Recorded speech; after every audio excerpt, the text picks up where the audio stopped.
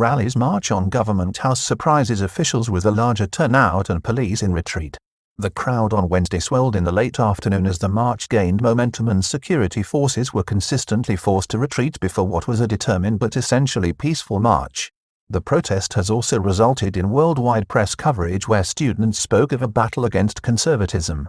The Thai government has a new crisis on its hands on Wednesday night after the pro-democracy rally during the day succeeded in forcing its way to Government House with a turnout that indicates more popular support than had previously been thought for the student-led protest and their demands. The protest is now camped outside Government House, from where reporters and officials are understood to have been removed earlier in the day. The situation is now fraught with potential danger and is bound to cause the government to rethink its approach to the situation. On Wednesday night, a progressive movement leader and former Secretary-General of the now-banned Future Forward Party, Piyabatus Kanokal, arrived at the scene near the seat of power and called on Thai Prime Minister, General Prayut Chan-o-cha, to resign after the day's events. It was a nightmare day for the government of Prime Minister Prayut Chan-o-cha, which led to the student-led protest camping outside Government House where, on Wednesday night, former Future Forward Party official and now progressive movement leader, Piyabatus Kanokal, spoke to the media and called for the Premier to stand down. The Thai government's efforts to control the anti-government rally on Wednesday fell into disarray as the swollen crowd participating in the demonstration appeared to defy predictive estimates of 10,000 people given on Monday by military intelligence. Some protesters, perhaps buoyed by today's success, have suggested that a crowd of up to 100,000 turned out, but while it may not have reached this level, it was certainly well in excess of what police and government officials had prepared for.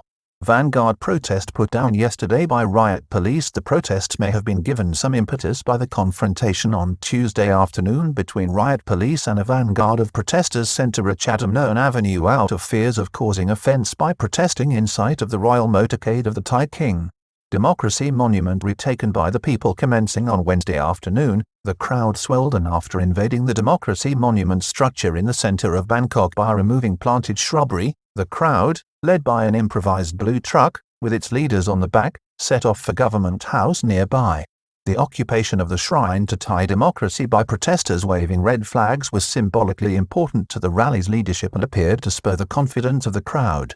Yellow-shirted soldiers seen at the scene initially stopped by police at Ratchatham Avenue. The protest instead headed to Government House via the Nakhon Sawan Road in Bangkok in what was a noisy but orderly movement.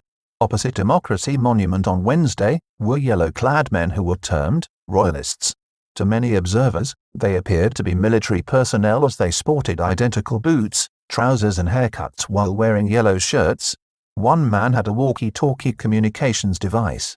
The King of Thailand later drove by his supporters in a motorcade heading from the Dusit Palace in Bangkok, his preferred residence, to the Grand Palace where he presided over a religious ceremony.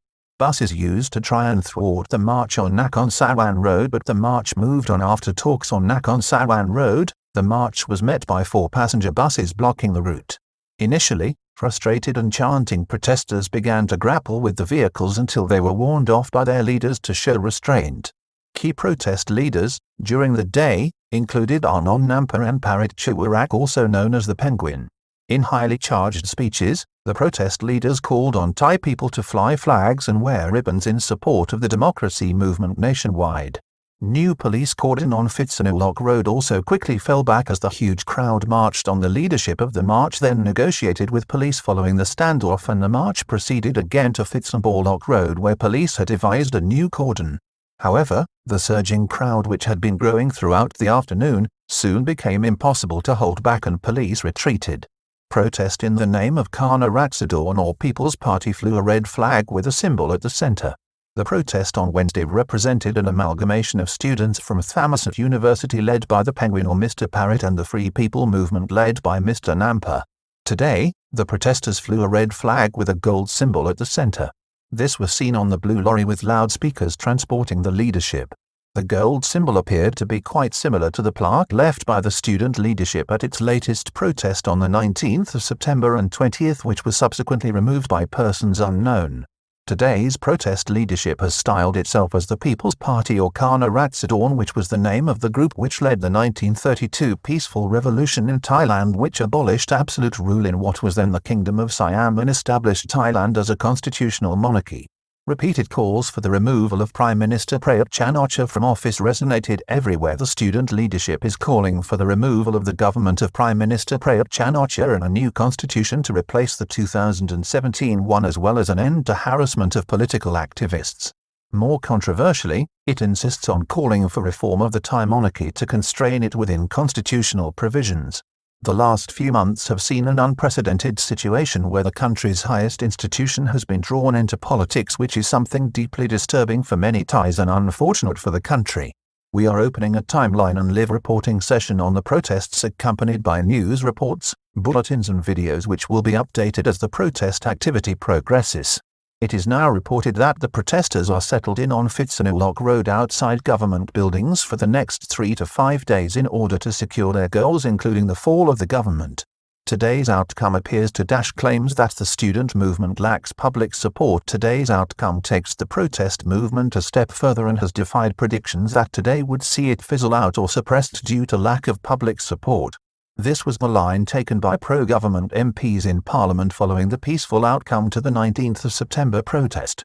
All the evidence today points to a growing crowd flocking to the protest march as the crowd swelled.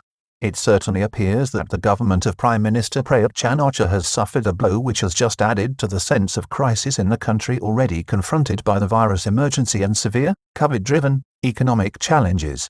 The protest rally is also receiving worldwide international press coverage, with global networks interviewing English-speaking students who appear to be articulating their opposition to the country's conservatism.